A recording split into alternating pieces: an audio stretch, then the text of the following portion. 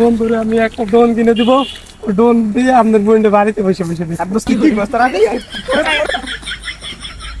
দোস্ত তুই যা খারাপ দেখিস কেউ যেন না জানি আসে বুঝছা।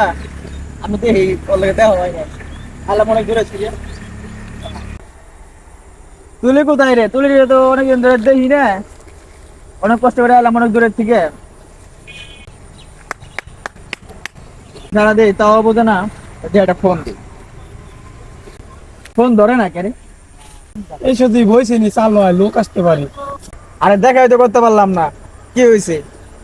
আজকে বাজার যাবো না, ঠিক আছে? বাড়িতে আসতে বাড়ি চলে যাই। চল যাই, চলুন তো বাড়ি যাবো। তাই ওরা কারা আমার বাড়ির সামনে ঘোরাফেরা করতেছে বুঝতেছি না। আমার বল তো যাই দেখি। এই এই তোরা কারা? এই আমি চিনছি, তুই সে লোক না? তুই আমার বাড়ি চলে আইসা, আমার বোন দিলে নির্যাতন করছা, আমার বোন চলে আইসা, আমার বোন কিছু করতে করতে কিছু করতে করতে ভাই ওই আমার বোন নির্যাতন করে। কি কর?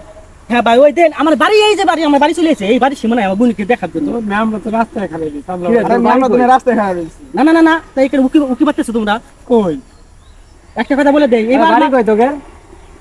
বাড়ি ভাই চরে চরে। হ্যাঁ এখানে বাড়ির সামনে কত হলো বাদ। আজকে থেকে আমার বাড়ি যদি সীমানা তোকে দেখি, সত্যি তোকে আমি একবার হসপিটাল পাঠাই দেবো। আজকে আমি মাফ করে দিলাম। এরা যদি আমার বাড়ি এসে ভাই ঘোরাঘুরি করা দেখি, ঠিক আছে? তোমরা চলে যাও, ঠিক আছে? আর এখানে বাড়ির সামনে এসে কিছু মারো না, ঠিক আছে? যা এখন যা।